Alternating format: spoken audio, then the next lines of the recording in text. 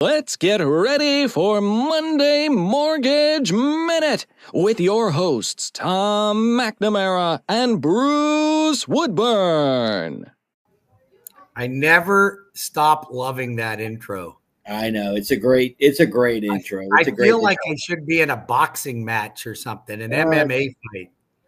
Right. So, hey, listen, I'm going to apologize in advance. I'm in a noisy environment, so if you hear a bunch of hooting and hollering, I'm at a place where I can't really control the volume, but I did not want to miss this discussion because we have some great topics lined up. We have really important things for people to listen to. So if you're in real estate or considering buying or selling real estate, we want to hit some really hot topics right now. So pay attention, stay with us throughout the whole podcast. It won't last more than about maybe 12 to 14 minutes tops. So yeah, we're pretty quick right here. So, hey, and just so everybody knows, between Bruce and myself, we can help you across all 50 states.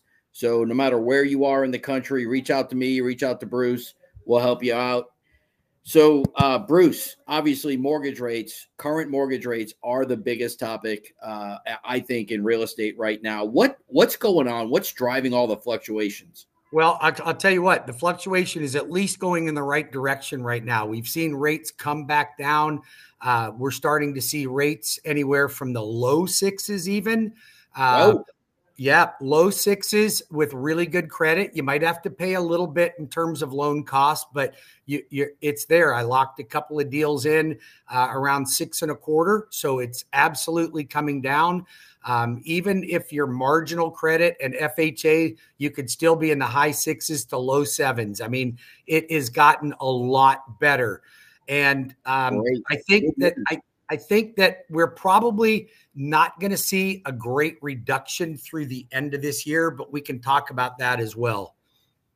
Okay, fair enough. Well, actually, that is our next topic, right about market predictions. So I think there's a zero chance that on the 31st, what day is that? Is that like Wednesday? I think it is Thursday. That's the day the Fed's meeting. There'll be no chance they're going to lower interest rates. I just don't think it's going to happen. All right. And why? No, I said, all right. Yep. And then I think on September 18th is the next one. I don't think they're going to do it then either. Ooh, I think they're going to do it on September 18th. You think they are? I do, yeah. Okay. Well, I already got a steak dinner with one guy. You want to bet me another steak dinner? Because I need some lobster to go with my steak, okay? I'd be happy to buy you a steak dinner, but I hear chicken salad is more your preference. That's what I understand. No, I don't do chicken salad. You can get arrested for that. So, fair enough. So I think that you are probably not going to see a rate reduction by the Fed this year. Now, it could happen on September the 7th or November the 7th it would be the meeting after that one. That is just days after the election. Too political. I don't see it happening. So political. So listen, you can make up your own mind. Which politics has lower rates? Which politics has higher rates? I don't know that that's even a discussion. I just think doing it 2 days after the election is too political. I don't care what. Yeah, and that's why I don't think it's going to happen then. Now, I wouldn't bet on November just yet, but I would bet on July and September. So no rate cut, in my opinion. Now, having said that, depending on who gets in is going to depend on your future. So if you want lower interest rates, you have to take that into consideration. And this is not a political podcast, but I will tell you that the conservatives tend to keep interest rates down. They tend to stimulate the economy better. So if that affects you in buying a home, selling a home, or in your job, that's probably something to take into consideration. Awesome. All right. So advice for homeowners or home buyers and home owners, right? So okay, this is a great one. Let's let you start with this one. Yeah. I mean, today I think, other than if you were a cash buyer over the last few years, you had a great seat at the table. But if you're trying to get a mortgage, which most people do, right? The majority of homes are purchased with a mortgage. It was tough to get a home over the last few years. And well, you mean prior to March of 2022? Correct. During So COVID, from yeah, 2017 during to COVID. 2022. Right. So I believe advice for buyers is if you're ready, it does, I'm not going to tell somebody that doesn't have any money at all to their name and they got bad credit, go buy a house. No, you're not ready. But if you are ready, if you've got the credit, if you've got some funds, if you've got the right mindset and you're ready to buy, do not wait for interest rates to drop. All right. And I'm And not we need saying to that tell so them I why. can, I'm not saying that so I can sell homes. I'm saying that because when interest rates drop, prices are going to just go up.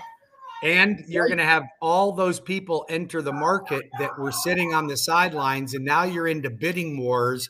Sellers aren't going to make repairs. They're definitely not going to pay your closing costs. Yeah, right now you have very little competition. Right. And sellers have properties sitting on the market. They're flexible. They'll drop the price. They'll pay closing costs. They'll do both.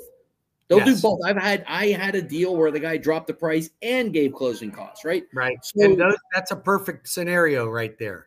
It absolutely is. Plus, for the moment, there's still Florida Hometown Heroes money available. So if you're close to ready and all you need is, gosh, if I only had a down payment, well, let's look at that. Let's get you a down payment. Absolutely.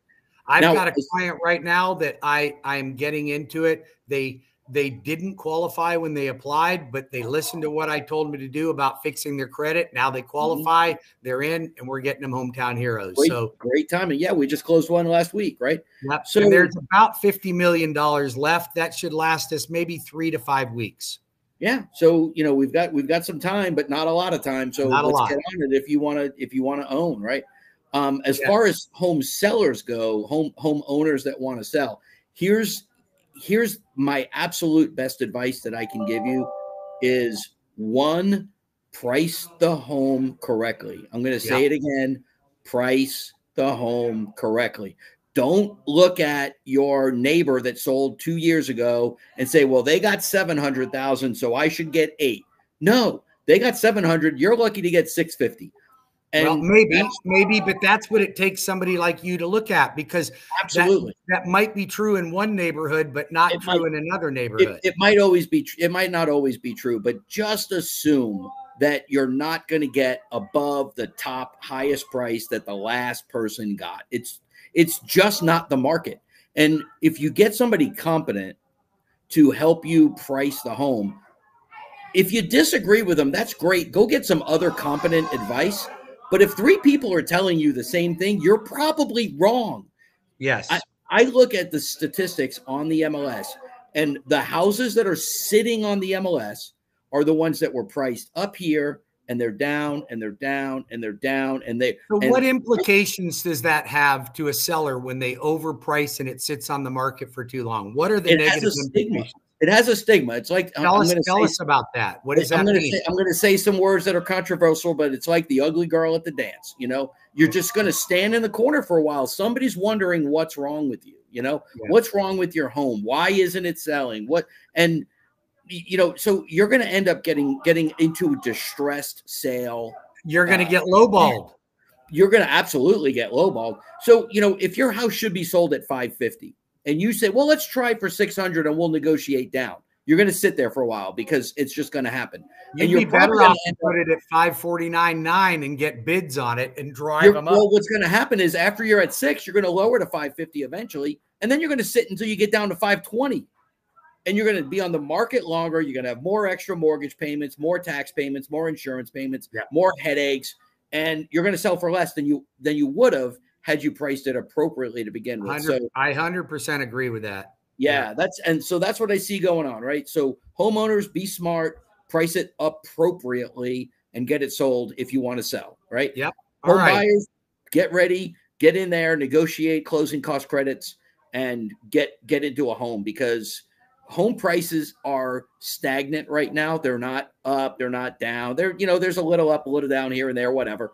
But right now is a great time to buy. And even if they dip 5%, over the next 5 to 10 years, they're going to be up. You're going to go up. I don't think you're going to see any dip of 5%. As soon as those rates drop, you're going to see these values skyrocket. Let's face it, nationally, we're up 6% from this time last year. That's a bigger than average increase in value. Well, I know this isn't one of our topics, but the Florida condo market is killing us right now. So, so that it's the insurance that's going on with condos, all the HOA assessment fees that are going on with condos are absolutely tanking our statistics. Every statistic that I'm looking at now, I'm literally separating single family from condo 100% of the time because it's a tainted pool. You know, well, they're going to figure that out. I think these condos are just going to have to figure it out. The owners are going to start to feel the pain. And if they don't get their act together and get their budgets and their reserves in line, all they're going to do is deteriorate their values. So they're going to have to get back on the Fannie Mae list. They have no choice but to get their balances in line because that's the law, right? The law says now that they have to be 100% funded on their current assessment, which it's funny. A lot of people think that's unfair that they have to be 100% funded, right? But it's not that you have to be prepared to replace the whole roof. You just have to be along the way to match the predicted time. So if a roof is going to last 20 years and you're 10 years into it, you better have half the money that it's going to take to replace that roof. And over your insurance company's going to want you to fix the roof, whether it's leaking or not, in 15 to 20 years. Absolutely. Otherwise, your insurance is going to skyrocket, right? Yeah. So, yeah. So anyway, all right, I got one more topic we got to cover here. Yeah, let's do it. We got refinancing tips. Let's talk about. So, it's really interesting because, who thinks that anybody would want to refinance when they probably are sitting on a 3.5% or a 4.5% interest rate? I had a client the other day was at 2.5%, right? So who wants to refinance? That would be painful to refinance, even if you could get 6.25%, right? But you have to look at the whole picture. So when we have clients that come to us, typically they're going to go, I don't want to refinance because I have a 3.5% 30-year fixed rate. I just want a home equity line. Well, home equity lines of credit aren't as cheap as a regular mortgage is today. They run between 10.99 and 14.99%, and they're adjustable. Now we have fixed rates as well, but so now you have a 3.5 rate and you have a 12.5 rate. Your blended rate's going to be 8.5 anyway. So I look at that and I say, which is going to be better, an equity line? Or if we are going to use that refinance for debt consolidation, now this is just debt consolidation. I take how much are you paying in all your debts right now, including your mortgage. And if I refinanced your home and wiped out all your debts, what's your new payment going to be? And that will tell you which direction to go in. Now, there's other people that say, hey, when should I refinance? Well, it depends on what your purpose is. If your purpose is for rate reduction, which is payment reduction, or term reduction, going from a 30 to a 15, then we've always thought that 2% or 1.5% is the rule of thumb. You're not going to refinance if it doesn't drop 1.5 to 2%. But that's not always the case. That would be the case if you had your mortgage for 10 years. But if you've had your mortgage for 1.5 years or 2 years, or maybe even 3 years, you haven't even begun to start chipping away at the principal anyway.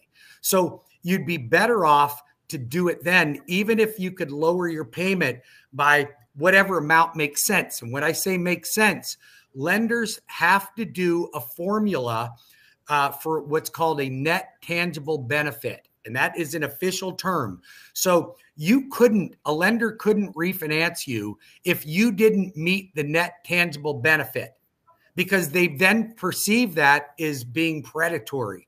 So if you can't lower your rate by at least a certain amount and it doesn't pass that formula, which we have to do, then you can't refinance no matter what. So we have to run that formula. If you meet the net tangible benefit calculation, then we can proceed, and then we can determine which way is the best for you to go.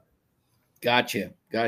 Hey, we actually have one more topic we had queued up, and that was the impact on real estate. So how are these trends affecting buying and selling, right? So I think I talked about my end, buying and selling. What about the mortgage rates? Well, so on mortgage rates, obviously we see things slow down considerably when rates are up. See things pick up when rates are down. But interest rates people have kind of gotten a little bit more used to it. So even though the market was stagnant through the last 3 quarters of 2022, all of 2023, and the first half of 2024, that was a lot longer. That's almost 2.5+ years of stagnant economy. However, people are starting, now that the rates are dropping a little bit, they're coming into the market. I have not had a day off. I have been working, pre-qualifying new clients every day, Friday, Saturday, Sunday, into the night, putting on presentations. So people are absolutely jumping in the market right now and taking advantage of these lower rates and opportunities where they know the seller's going to help them. If you're a veteran and you're trying to go no money down, you're not no money out of pocket unless the seller pays your closing costs. If you're FHA and you could barely squeeze in to come up with 3.5% and you don't have a seller pay your closing costs, you're toast. So now is your opportunity. We'll refinance it when the rates drop later. Yeah, absolutely, man. Absolutely. I say, we had a closing last week. It was one of my favorite ones because I absolutely loved when my buyer called the title company to find out how much money they needed to bring to the table. They were told 0, don't bring any money. And then I looked at the closing disclosure and looked at the details. And not only did we get them enough closing costs to cover everything, but the down payment assistance we got them lowered their principal by about $1,500. Yep. Yeah. Right. So they got all the closing costs paid and a lower loan amount. They got everything paid for. I think they were about, give or take, they were about $1,800 out of pocket. That's because they paid for their appraisal in advance. Right. They paid your earnest money deposit back. Right. They did earnest money, they did appraisal, and they did some inspections. Right. Yep. So they were $1,800. Maybe let's call it $2,000. They were $2,000 out of pocket. That's your first month's rent on a 2-bedroom apartment. You're not even, that's lower than you can rent an apartment for. Absolutely. And they bought a beautiful house for, around $350,000, right? So, they're all set, man. They were super happy. I can't wait to get back to Orlando. That warms my heart when we have that. It just absolutely does. There's nothing Tom and I like more than helping somebody that really, really needs our help. And that's what we're there to do. Absolutely. Hey, Bruce, I'm going to go back up, get back up to that party, man. I will catch you soon. Yep. Enjoy your time and I'll see you shortly. All right. Thanks.